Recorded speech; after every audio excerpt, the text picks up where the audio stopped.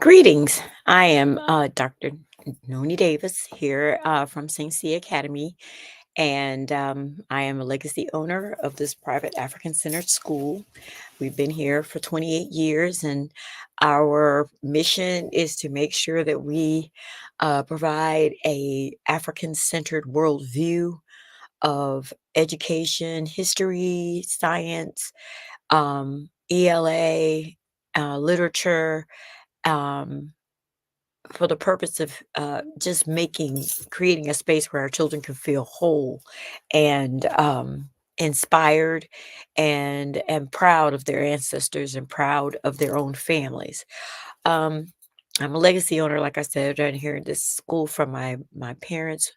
Um, over the late William Edward Davis and my mother, Sylvia Davis. And so today I want to continue to speak on the Underground Railroad. And I guess because this has been a digging a hole for me, I just am enthralled by the information that I am continuously learning. Some I had some idea about, but there's always something new as I pursue this journey of really understanding who our people were.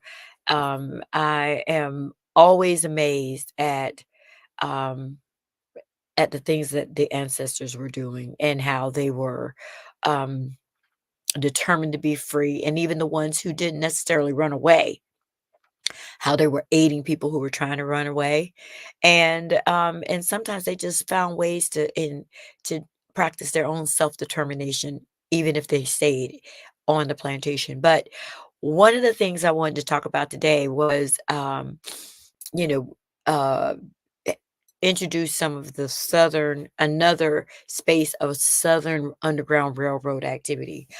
But, before that, I wanna just acknowledge, most of us are familiar with Harriet Tubman, who for her heroic legacy on the Underground Railroad, as a conductor, as a spy and cook and a nurse during the Civil War. And I know so many of us are aware that she helped at least 300 people escape on from slavery, but she also aided in the release of about 800 to 1,000 people from liberated 800 to 1,000 people in South Carolina during the Civil War. We've also heard about William and Ellen Craft, who were an enslaved couple. Mrs. Craft was a very fair skinned African woman and was able to uh, what is it, pass as a sickly white man um, with her husband who portrayed her black manservant, and she was able to escape from Georgia. And then they became abolitionists. And then we also know about Henry Box Brown, and there's so many stories of escape. But we know about Frederick Douglass and how he escaped via water. So we've learned about the ways people were escaping via water. We learned about people who were escaping via land through, the Guilford County 500-mile Kahawa trail.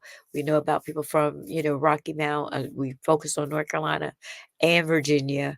And so I wanted to today go travel, talk about or discuss people who traveled south instead of north. And I know I've already introduced Fort Mose, which was underground on the Underground Railroad for people who lived in South Carolina and Georgia. Quite few people were able to escape to Florida via Fort Mose, and and today I wanted to also explore another location through Texas, which in Mexico, and explain some of that. But before I go there, while I was learning about the Mexico Underground Railroad, the Freedom Trail, or for self emancipators, which is a new term I've learned as well, I wanted to talk about what this gentleman introduced while he was talking about Mexico. I don't know if how many people are familiar with this guy. His name is David Ruggles. I'm going to show you a quick picture of David Ruggles. Okay, so David Ruggles. Oh, wait, let me hold this correctly. All right, so David Ruggles was a founder of the New York Committee of Vigilance and Anti-Slavery and Black Self-Defense Organization. And one of the things that is so interesting about Mr. Ruggles is that he formed this organization in New York on November 30th, 1835. And the sole purpose of this organization was to fight against white police officers and white organizations that were violent and committing all kinds of violent and atrocious acts against Black people. And so I was like, what? The Black Vigilance Committee, Committee of Vigilance. I said, yeah, Committee of Vigilance. And they were like not playing at all. Um, they were, Mr. Ruggles was known for um, tracking down people who were engaged in the slave trade. Uh, he There's a book that was written about his activities called The Kidnappers. Wait a minute, what was it called? The Kidnappers Club or something like that. The Kidnapping Club. So there was a whole group of white judges, white business people, and white police officers who were pro-slavery at this time. And you had the abolitionist movement in New York, but we rarely hear about the pro-slavery. I mean, we know this, Wall Street was all up in it, but there was an actual group who were going around, and they were, in order to get around the Fugitive Slave Act, they were trying to kidnap, not trying, they were actually kidnapping free Black people. Apparently free Black women and children and men could, if they were outside, by themselves or somewhere, they were literally kidnapped by these people who and were traded or sold back into slavery. And so Mr. Ruggles and created a whole organization to fight this. And they said he was known for jacking people up, going on, boats and ships and finding kidnapped Africans, going all over the place, trying to find people who were missing. And he would go in there and fight for them. He would raise money from a lot of white um, white organizations who were anti-slavery, and he would use his money to go into to force jury trials, because with the Fugitive Slave Act, you had to go to court and provide proof that this person was enslaved to you, that you had property ownership papers. Well, like I said, that kidnapping club did not want to go through those trials. And so David Ruggles was fighting to make sure that these cases came before the court to force them to prove whether they owned the people. And if they couldn't prove it, then people weren't free. And so there was all kinds of, shenanigans that were going on. And this New York Committee of Vigilance was not having it. And he was not going to let them just destroy the Black community. They said he was a Black abolitionist. He was a businessman, and he created this army of self-defense. They were defending themselves. And so when you think about the Black Panthers and you think about all of these other instances of Black revolutionaries like Nat Turner and folks, this was in New York too. And he said, what else? The Ruggles was known for boldly, but okay.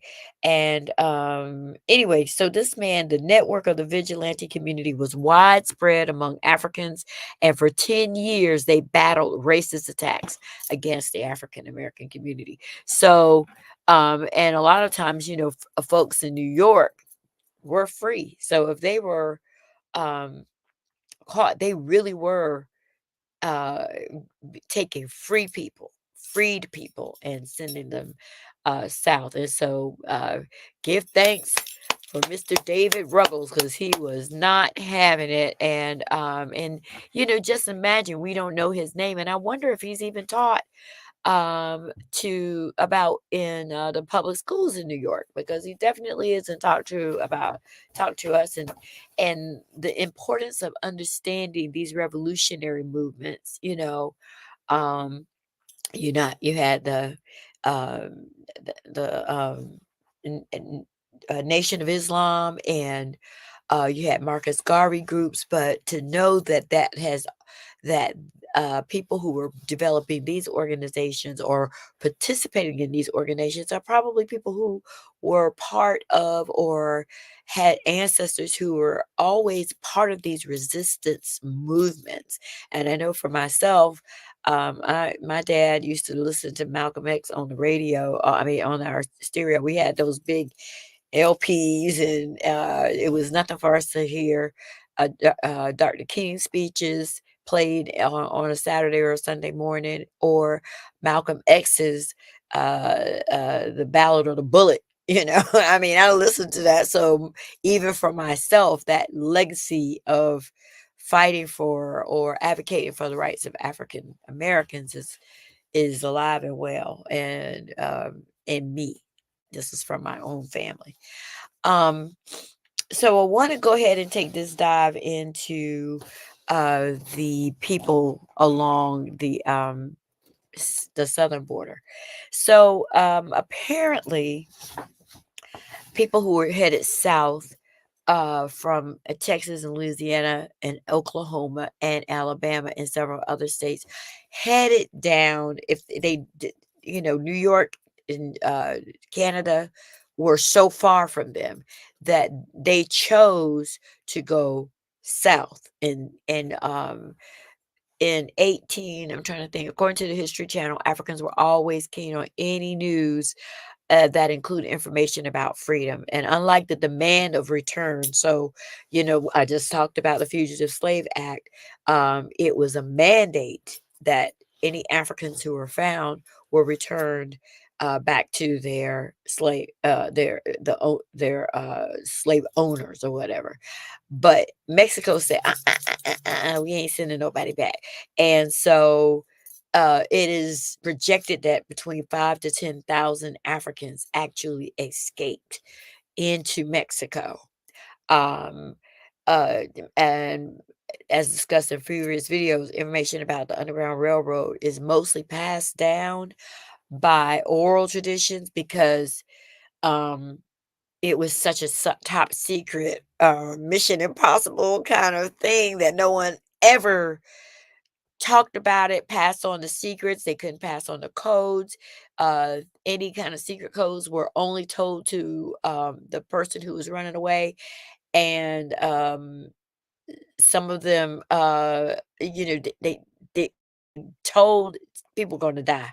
So they just didn't share any information. And so you may have had little tidbits of stories passed on to descendants of these freedom seekers, these self emancipators. But um, those stories are have and indicate that there was quite a few people who were part of who took advantage of this Underground Railroad journey to Mexico.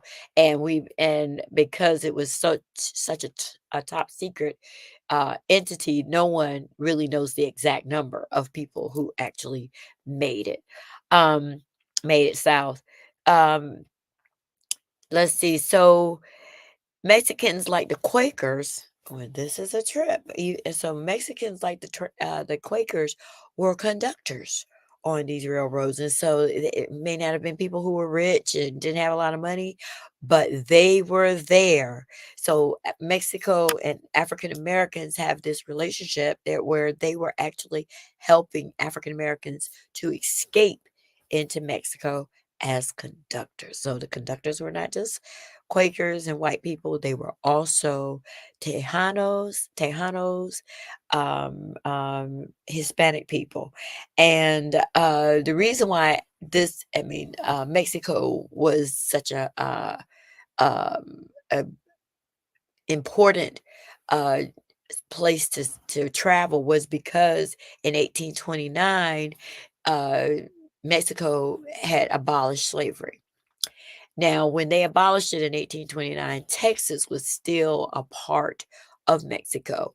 But I think in 1836, Texas re declared itself a republic, and therefore they were able to reinstate slavery. So now all the Africans who were there were like, "Oh, no, we out here, we out of here," and so they began their trek down south as a result of Texas falling back into the hands of slavers.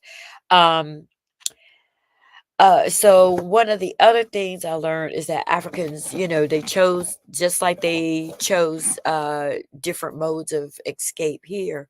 What was hilarious is that um, there was some kind of newspaper report that Africans would take bales of hay and float across the Rio Grande. Now, people were like, "How did that happen?" Because, you would think their cotton would get soaked and then it would become heavy and stink. So they don't know how accurate that story is, but they were like, it showed the desperation. Folks were literally crossing the Rio Grande to get to the other side. Another interesting thing was this guy, Sam Houston, was the who later on became the president. No, no, he was the what? He was the president of the Republic of Tex he was the former president of the Republic of Texas, not president of the United States. But one of his enslaved, Africans, decided to, escape to Mexico and then actually fought in the same war on the Mexican side against Sam Houston, and we know, uh, apparently Sam Houston is who is credited for as the father of Houston, Texas, or whatever. But his name is what they is of major city in Houston. Um, let's see there. What is something else?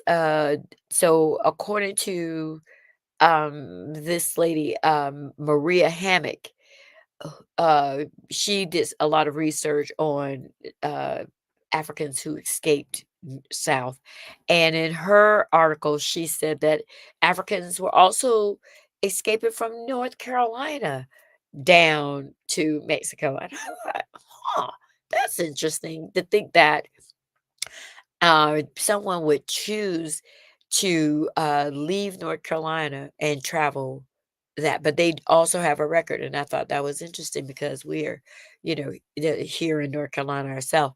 Another thing that I thought was interesting is that that here in Stagville, which is an African American, plantation here that was one of the largest plantations in our area. It had 900 Africans there. Um, there were people who were part of Stackville who did move to Alabama in the 1840s, and I'm wondering if there were some people who were a part of that movement that also escaped from those people when they were resettling in the Alabama, Louisiana, Mississippi area, and perhaps that's how we could because we know there was a big migration of people who left North Carolina to move that down south because they were trying to find new areas to grow cotton and tobacco, to expand their tobacco cotton industry or whatever. And so that is something that would be a possibility because quite a few families left North Carolina and moved down there.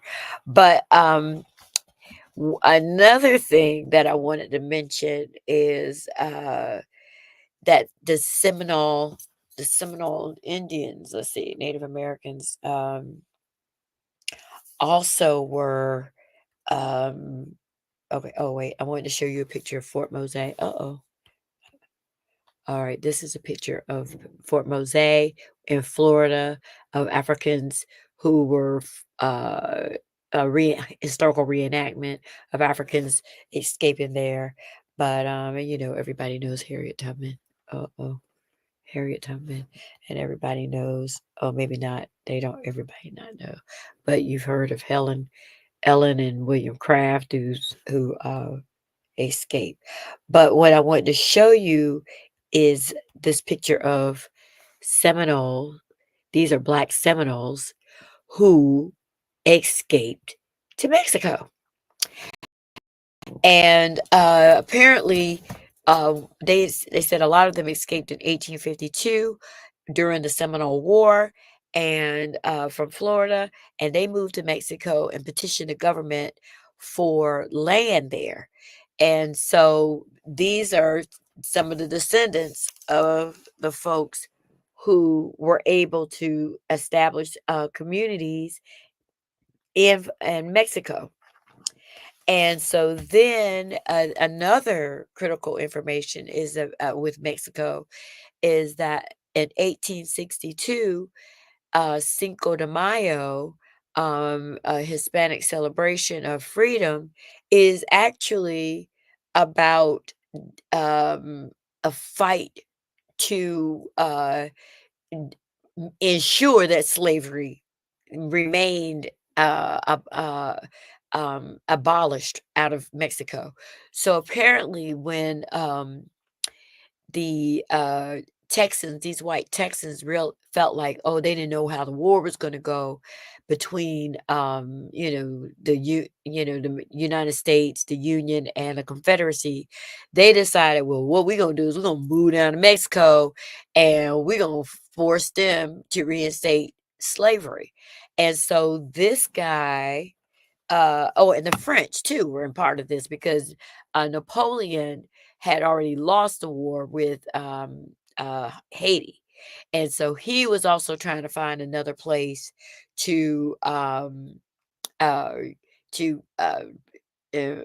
set up that cotton relationship because the one of the things that happened when the South and the North started the Civil War was over the South selling cotton to Europe, and so it had it was still related to slavery, but it was also economics. And so, the same as in New York, people did not want to give up this, want slavery to end because it was economically to their benefit. And so Napoleon was trying to do stuff, and, these Texans were trying to do stuff. And so they went to war with Mexico. And what happened apparently was Mexico said, y'all better go back home because we gonna fight. And Cinco de Mayo, the 5th of 18 May 5th, 1862, at the Battle of uh, Pueblo, Mexican General Ignacio Zaragoza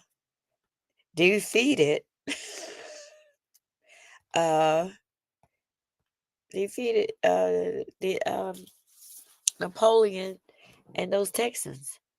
That's him. And they said he may have been Latino, Afro Hispanic. I'm not sure, but that's him. And they said he didn't even have a really great army. Well, neither did Haiti, right? So for Napoleon might be over what do they call, given a whole lot of kudos and praise when he lost to Haiti and lost to this guy Zaragoza in Mexico, because they said he didn't have a formal military, and we know neither did Toussaint as far as what they consider to be a formal military. I'm like, if you got the gumption to fight, you don't need to have a whole lot of extra skill set. You have that skill set, but you also have that determination, and so this guy defeated Ignacio, Zaragoza defeated the um, Napoleon and the Texans. And so Cinco de Mayo was actually a battle that ensured that slavery was abolished in Mexico. Um, Another thing I wanted to show here was just this is a map that shows all of the routes going by land, going by sea, and then also down here, you see the trail going down here to Mexico. And, there's also these trails of people going to Caribbean, people in Florida.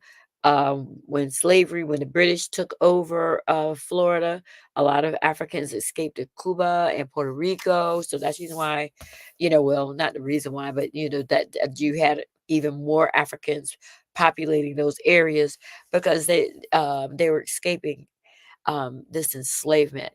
So it's just so interesting how there are so many different aspects of this Underground Railroad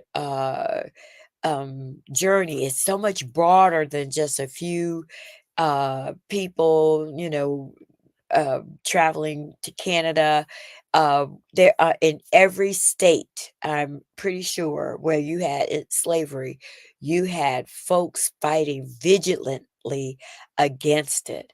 And I think it should be an era, encourage us because right now with the political situation in the United States, I don't want to tell anybody who to vote for, but I know we definitely have a group of people who are pro anti-rights for people.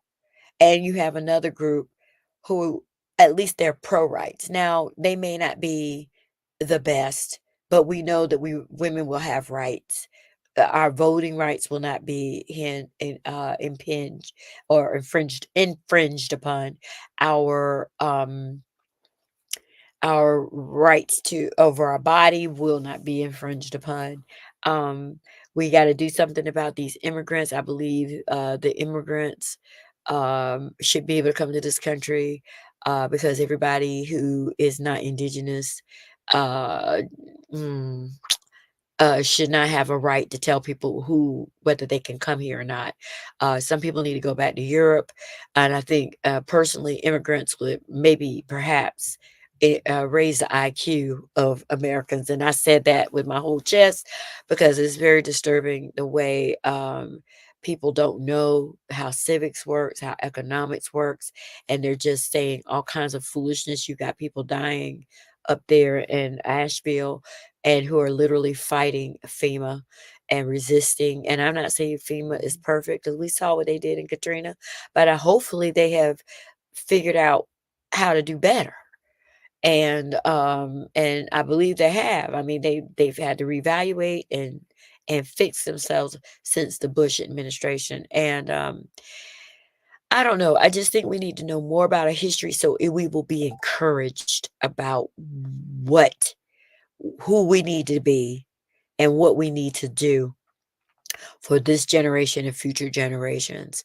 I'm fighting for my grands, I'm fighting for my nieces and nephews, I'm fighting for my children and to make sure that they have what they need. But I want them to also know we fought and we won. We won. And we got another fight coming. But if we could win in 1862 and 1840s and defeat Napoleon and do all that. Will you do it again? Ashe. Asheo. Liz Gutierrez. I am the founder and CEO of Enterprising Latinas.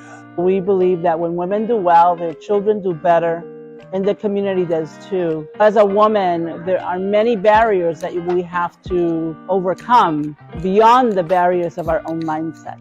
We're working to address the underlying issues that cause these disparities in health and in wealth in our communities, challenges like transportation or the lack of, challenges like unaffordable or unattainable or inaccessible childcare, challenges like access to workforce development training and education, challenges of capital. As a founder of this organization, I think that my inspiration has come from my own mother, who was a trailblazer, who was a warrior woman. My mother broke all the rules. I'm an extension of that.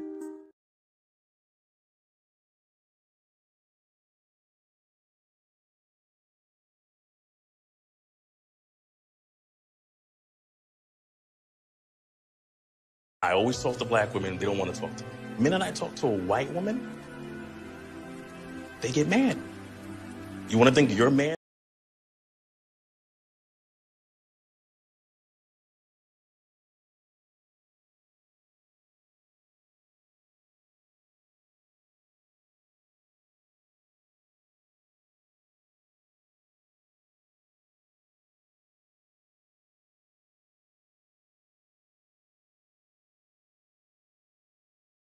I'm a St. Cia student. Of course I walk.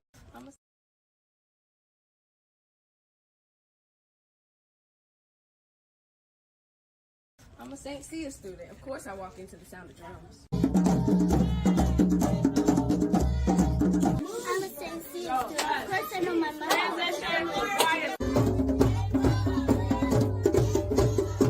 I'm a St. Cia student. Of course I can play the drum.